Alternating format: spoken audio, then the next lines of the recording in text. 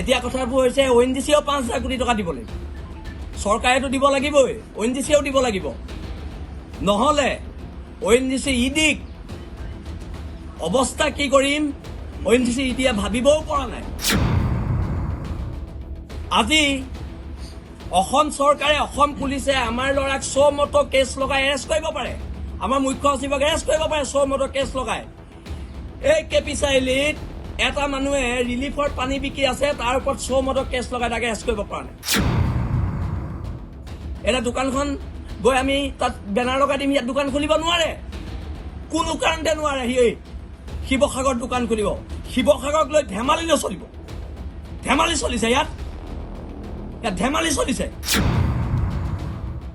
ভয় আমি নেখাওঁ, আৰু যদি আমাক জেললৈ পঠিয়াই জেললৈ যাম কি কথা আছে, গুলিয়াই মাৰিলে গুলি খাম কি কথা আছে।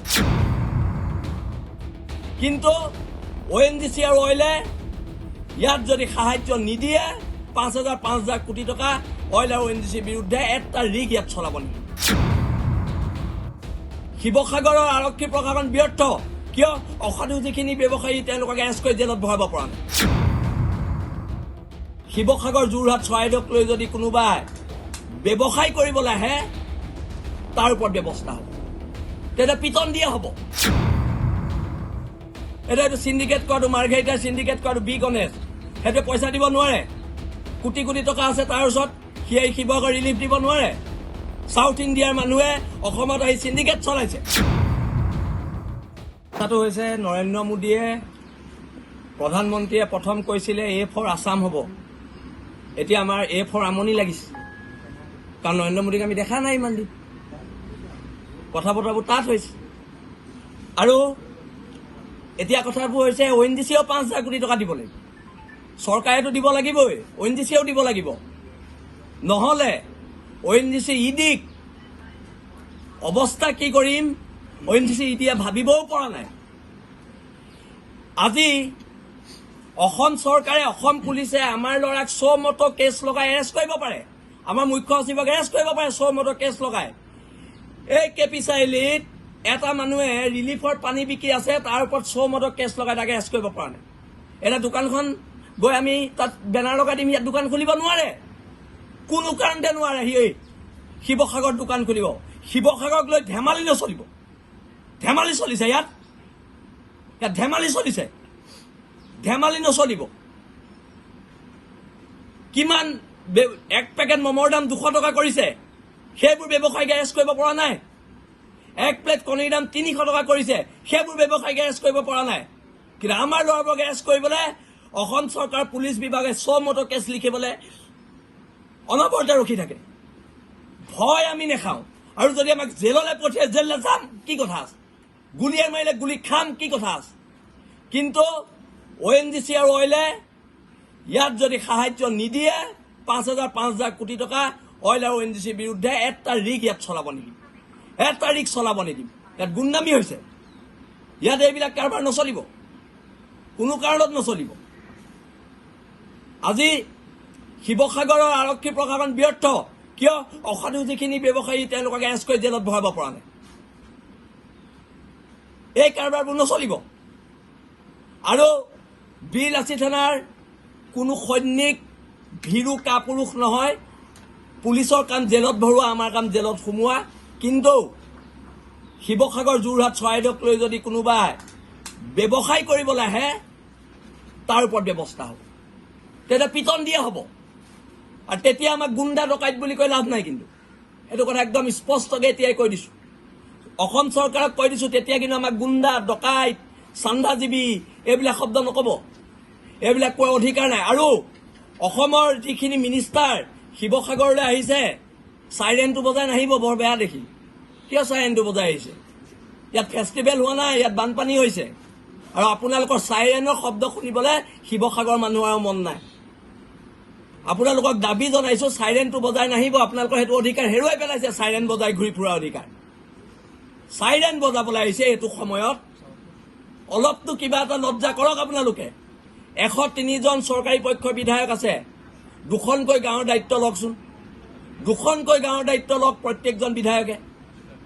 আপোনালোকেতো যেতিয়া বিধানসভাত মানে ইলেকশ্যন খেলোতে তথ্য দাখিল কৰিছে প্ৰায়কেইটা দেখোন কোটিপতি প্ৰায়কেইটা কোটিপতি কি কৰিব পইচাবোৰ ওপৰত লৈ যাব নি দি যাওক অসমৰ জনগণক শিৱসাগৰ মানুহক যোৰহাটৰ মানুহক দি যাওক পইচাখিনি আপোনালোকৰ আয়ৰ উৎস কি আপোনালোকে যে প্ৰশ্ন কৰে আপোনালোকৰ ভক্তগণে যে প্ৰশ্ন কৰে আমাৰ আয়ৰ উৎস কি আপোনালোকৰ কি আয়ৰ উৎস আপোনালোকে ক'ৰ পৰা পইচা ঘটে সেইটো কওক মই কম নেকি কোনকেইটা বিধায়কে এই কয়লা চিণ্ডিকেটৰ পইচা পায় হা এখন কয়লা গাড়ী যাব নিদিম যদি ক্ষতিপূৰণ নিদিয়ে ধেমালি পাইছে ইয়াত এইবোৰ ধেমালি নচলিব এখন কয়লা গাড়ী যাব নোৱাৰিব এইটো চিণ্ডিকেট কৰাটো মাৰ্ঘেৰিটাৰ চিণ্ডিকেট কৰাটো বি গণেশ সেইটো পইচা দিব নোৱাৰে কোটি কোটি টকা আছে তাৰ ওচৰত সিয়ে শিৱসাগৰ ৰিলিফ দিব নোৱাৰে সাউথ ইণ্ডিয়াৰ মানুহে অসমত আহি চিণ্ডিকেট চলাইছে হা হ'ব পাৰে এইবিলাক চবৰে হিচাপ হ'ব হিচাপ কিন্তু চবৰে হ'ব হা আমাক সোধে আমি ক'ৰ পৰা চলো আমি সুধিছো আপোনালোক ক'ৰ পৰা চলে আপোনালোক ক'ৰ পৰা চলে আমি ক'ৰ পৰা চলো সুধিবলৈ আহে এইবিলাক কথা বতৰা নচলিব চিধা চিধি কথা আপোনালোকে দেখিছে যে এটা অনাকাংক্ষিত ঘটনাই চৰাইদেউ শিৱসাগৰ আৰু যোৰহাটত জোকাৰি গৈছে ইতিমধ্যে প্ৰলয়ংকাৰী বানপানীয়ে মানুহৰ আশা আকাংক্ষা সপোনৰ ঘৰখন ছাৰখাৰ কৰিছে মানুহে বিভিন্ন পানীত হাঁহ নচৰাৰ দৰে এটা পৰিৱেশ পৰিস্থিতিৰ উদ্ভৱ হৈছে আৰু এই সময়ত আটাইতকৈ ডাঙৰ কথা এইটোৱে হৈছে যে চৰকাৰী গোটেই ব্যৱস্থাটো ইয়াত ইতিমধ্যে বিফল হৈছে বিভিন্ন ক্ষেত্ৰত এতিয়াও মানুহ আছে য'ত সাহায্য ইতিমধ্যে তেওঁলোকে প্ৰদান কৰিব পৰা হোৱা নাই বা যি ধৰণৰ আন্তঃগাঁথনি চৰকাৰখনৰ লাগিছিল যি ক্ষিপ্ৰতাৰে তেওঁলোকে কাম কাজখিনি আগবঢ়াই লৈ যাব লাগিছিল সেই ক্ষেত্ৰত আমি দেখিবলৈ পোৱা নাই আটাইতকৈ দুখ লগা কথা এইটোৱেই যে যি সময়ত কেইদিনমানৰ আগত ইলেকশ্যনৰ সময়ত সপ্তাহকৈ 2-3জনকৈ কেন্দ্ৰীয় মন্ত্ৰী ইয়াত আহি পদাৰ্পণ কৰিছে বিভিন্ন প্ৰতিশ্ৰুতি ইয়াত প্ৰদান কৰা হৈছে অষ্টলক্ষ্মীৰ কথা ইয়াত কোৱা হৈছিল কিন্তু এই মুহূৰ্তত যি সময়ত বানত ঠকবকাই আছে যি সময়ত অসমৰ অৰ্থনীতিটো গ্ৰাস কৰিবলৈ আৰম্ভ হৈছে যি সময়ত উজনি অসমৰ গোটেই অৰ্থনৈতিক ভেটিটো ভাঙি তছনছ হৈ গৈছে এই সময়ত কিন্তু তেওঁলোকৰ কোনো এজন আহি আমাৰ দুখৰ সমভাগী হ'বৰ কাৰণে কিন্তু তেওঁলোকৰ আজৰি পোৱা আমাৰ দেখিবলৈ পোৱা নাই আৰু যি সময়ত প্ৰত্যেকটো স্তৰ মানুহে বানত সৰ্বস্ব হেৰুৱাই ঠকবকাই থাকিবলগীয়া হৈছে জীৱনটো আকৌ নতুনকৈ ক'ৰ পৰা আৰম্ভ কৰিম তাক চিন্তাত তেওঁলোকে দিন ৰাত একাকাৰ কৰিবলগীয়া হৈছে দিন ৰাত জীৱনৰ সম্পত্তি তেওঁলোকে যিটো নাশ হোৱাৰ পিছত যিটো এটা মৰ্মান্তিক এটা ব্যৱস্থাৰ মাজলৈ তেওঁলোকক সোমাই গৈছে এই সময়তে তেওঁলোকক সাহস আত্মবিশ্বাস আৰু প্ৰত্যয় প্ৰদান কৰা চৰকাৰখন বিফল হোৱা আমি দেখিবলৈ পাইছোঁ আৰু সেইকাৰণে বীৰ লাচিত সেনা অসমৰ কেন্দ্ৰীয় সমিতিৰ তৰফৰ পৰা আমি মাননীয় প্ৰধানমন্ত্ৰী ডাঙৰীয়ালৈ এখন আমি স্মাৰকপত্ৰ প্ৰদান কৰিছোঁ দাবী সম্বলিত স্মাৰকপত্ৰ প্ৰদান কৰিছোঁ অনতি বিলম্বে এটা ব্যৱস্থা গ্ৰহণ কৰিবৰ কাৰণে তেওঁক আহ্বান জনোৱা হৈছে তাৰ সমান্তৰালভাৱে অসমৰ শ্ৰীযুত হিমন্ত বিশ্ব শৰ্মা মুখ্যমন্ত্ৰী ডাঙৰীয়াকো এখন স্মাৰকপত্ৰ প্ৰদান কৰা হৈছে স্মাৰকপত্ৰত আমি কিছু দাবী দিছোঁ তাৰ দাবী হিচাপে 1 নম্বৰত আমি কৈছোঁ যে শিৱসাগৰ যোৰহাট চৰাইদেউ জিলাৰ বাবে 5,000 কোটি টকাৰ বিশেষ সাহায্য আৰু পুনৰ সংস্থাপন পেকেজ তাৎক্ষণিকভাৱে মঞ্জুৰ কৰিবলৈ কেন্দ্ৰ চৰকাৰৰ ওচৰত শক্তিশালীভাৱে উত্থাপন কৰি মঞ্জুৰ কৰাৰ ব্যৱস্থা গ্ৰহণ কৰক বানত মৃত্যুবৰণ কৰা প্ৰতিজন মৃতকৰ পৰিয়ালক চৰকাৰী অন্যান্য সাহায্যৰ উপৰি 20 লাখকৈ এককালীন ক্ষতিপূৰণ প্ৰদান কৰক প্ৰতিটো গুৰুতৰ বাবে ক্ষতিগ্ৰস্ত পৰিয়ালক 10 লাখকৈ আৰ্থিক সাহায্য প্ৰদান কৰি গৃহ পুনৰ নিৰ্মাণ জীৱিকা পুনৰ সংস্থাপন আৰু প্ৰয়োজনীয় সামগ্ৰী পুনৰ ক্ৰয়ৰ ব্যৱস্থা কৰক কেন্দ্ৰীয় জল আয়োগ আৰু অন্যান্য বিশেষজ্ঞ সন্থাৰ সহযোগত উচ্চ পৰ্যায়ৰ তদন্ত কমিটি গঠন কৰি বানৰ প্ৰকৃত কাৰণ অনুসন্ধান কৰাৰ ব্যৱস্থা কৰক 5 নম্বৰ ক্ষতিগ্ৰস্ত পথ হেতু মথাউৰি বিদ্যালয় চিকিৎসালয় জলসিঞ্চন ব্যৱস্থা খোৱাপানীৰ আঁচনি আৰু অন্যান্য ৰাজহুৱা আন্তঃগাঁথনি যুদ্ধকালীন ভিত্তিত পুনৰ নিৰ্মাণ কৰক কৃষি পশুপালন মীন পালন দোকান পোহাৰ ব্যৱসায়িক প্ৰতিষ্ঠান যান বাহন আৰু অন্যান্য সম্পত্তিৰ ক্ষতিৰ বাবে পূৰ্ণ ক্ষতিপূৰণ প্ৰদান কৰক কৃষক মৎস্যজীৱী পশুপালক চাহ বাগিচাৰ শ্ৰমিক ক্ষুদ্ৰ ব্যৱসায়ী শিল্পী পৰিবহণ ব্যৱসায়ী আৰু দিন হাজিৰা শ্ৰমিকৰ বাবে বিশেষ জীৱিকা পুনৰুদ্ধাৰ আঁচনি গ্ৰহণ কৰক আৰু শেষত কৈছিল উজনি অসমৰ বাবে স্থায়ী বান নিয়ন্ত্ৰণ আৰু নদী ব্যৱস্থাপনা পৰিকল্পনা প্ৰস্তুত কৰি নদীৰ সংস্কাৰ মথাউৰি শক্তিশালীকৰণ জলাশয় পুনৰুদ্ধাৰ আধুনিক বান পূৰ্বাভাস ব্যৱস্থা আৰু আন্তঃৰাজ্যিক সমন্বয় নিশ্চিত কৰাৰ ব্যৱস্থা কৰিবৰ কাৰণে এই দাবী সম্বলিত স্মাৰকপত্ৰ ইতিমধ্যে প্ৰদান কৰা হৈছে এই যে দুটা 12টা দিন আপোনালোকে দেখিছে এই 12টা দিনত এটা কথা আটাইতকৈ গুৰুত্বপূৰ্ণ এই কথাটোৱে হৈছে আৰু সেই কথাটো হৈছে যে অসমৰ সৰ্বস্তৰ মানুহে উজনি নামনি মধ্য সৰ্বস্তৰ মানুহে দ্বিধাহীনভাৱে তেওঁলোকে মুকলিকৈ ওলাইছে অসহায় জনগণৰ পক্ষত এই আত্মজনৰ কাষত তেওঁলোকে থিয় হ'বৰ কাৰণে আগবাঢ়িছে যিমান সাম্প্ৰদায়িক বিষবাস্প বিয়পাবৰ কাৰণে চেষ্টা কৰা হৈছিল, মেৰু বিভাজনৰ এক ৰাজনীতি আগবঢ়াই লৈ যোৱা হৈছিল, সেই সময়ত হিন্দু মুছলমানক উদ্ধত সকলোৱে মানৱতাৰ পক্ষত থিয় হৈছে। মই ভাবোঁ যে জাতিটোৰ কাৰণে, সমাজখনৰ কাৰণে এতিয়া খুব শুভ চিন্তা, এটা আশাৰ বতৰা বুলি আমি অনুভৱ কৰোঁ। কিন্তু এনেকুৱা সমস্যাটো আমি দেখিছোঁ যে আমাৰ এই ভৌগোলিক যিটো প্ৰাকৃতিক যিটো বেষ্টনী আছে, ইয়াৰ পৰাই যিবিলাক বস্তু লৈ বহুবিলাক কোম্পানীয়ে নিজকে গোটেই পৃথিৱীত দপদপাই আছে, আমাৰ ONGCকে আদি কৰি অইল আছে, NRL আছে, তেওঁলোকে কিন্তু এই সময়ত দুখত সমভাগী হোৱা আমি দেখিবলৈ পোৱা নাই। অসহায় জনগণৰ পক্ষত থিয় হৈ তেওঁলোকক সাহস দিবৰ কাৰণে যি ধৰণৰ মিনিমাম তেওঁলোকৰ ন্যূনতম যিটো পদক্ষেপ গ্ৰহণ কৰিব লাগিছে, লোৱা নেদেখিলোঁ। তেওঁলোকে মৌন হৈ থকাটো আটাইতকৈ গৰিহণাৰ যোগ্য।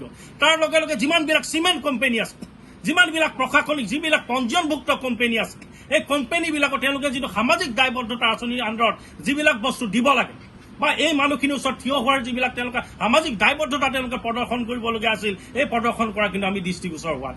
তাৰ লগে লগে আপুনি দেখিব, কেইদিনমান আগত আপুনি দেখিছিলে যে ক'ৰবাত দিল্লী পাব্লিক স্কুলৰ নামতো শ শ কোটি টকা এই ONGC নামৰ কোম্পানীয়ে তেওঁলোকক দিছে, CSR ফাণ্ডৰ ফালৰ পৰা দিছে। কোনোবা ৰাজনৈতিক আশিকধন্য ব্যক্তিৰ তেওঁলোকৰ প্ৰতিষ্ঠানক এই কোম্পানীবিলাকে হাজাৰ হাজাৰ টকা, শ শ কোটি টকা তালৈ দিছে। কিন্তু ইয়াতে থাকি এই প্ৰাকৃতিক ভূগৰ্ভৰ পৰাই সম্পদ লৈ পিনি লুণ্ঠন কৰি দপদপাই থকা কোম্পানীবিলাকে কিন্তু এই অসময়ত শিৱসাগৰ মানুহ, চৰাইদেউৰ মানুহ বা যোৰহাটৰ মানুহখিনি পক্ষত তেওঁলোকে থিয় নাই, তেওঁলোকে মৌন হৈছে। গতিকে আহিবলগীয়া সময়ত এই কথাখিনি আমি খুব সূক্ষ্মভাৱে দৃষ্টি ৰাখিম। আৰু যিমানবিলাক কোম্পানী ইয়াত আহি তেওঁলোকে সামাজিক দায়বদ্ধতাৰ যিবিলাক আঁচনি তেওঁলোকে সঠিকভাৱে ৰূপায়ণ কৰা নাই, প্ৰত্যেকটো কাৰ্যালয় আজিৰ পৰাই মই ভাবোঁ বীৰ লাচিত সৈনিকসকল কিন্তু তেওঁলোকৰ কাৰ্যালয়, অফিচে দুৱাৰ কিন্তু টুকুৰিয়াবলৈ যাবলৈ আমি আগ্ৰহৰ হ'ম। গতিকে এই কথাখিনি আমি কৈছোঁ। গতিকে আমি এটাই বিচাৰোঁ যে এই দুখৰ সময়ত এই অনাকাংক্ষিত এই অঞ্চলৰ মানুহে কেতিয়াও বানপানী দেখা নাছিল।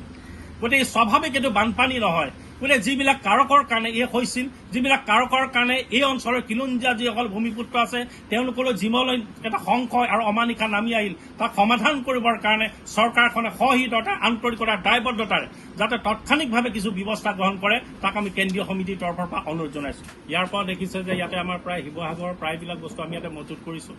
ৰাতিপুৱাৰ পৰা মানুহ ইয়ালৈ আহিছে, আমি বানাক্ৰান্ত ৰাইজক আমি সহায় সহযোগিতা আগবঢ়াইছোঁ।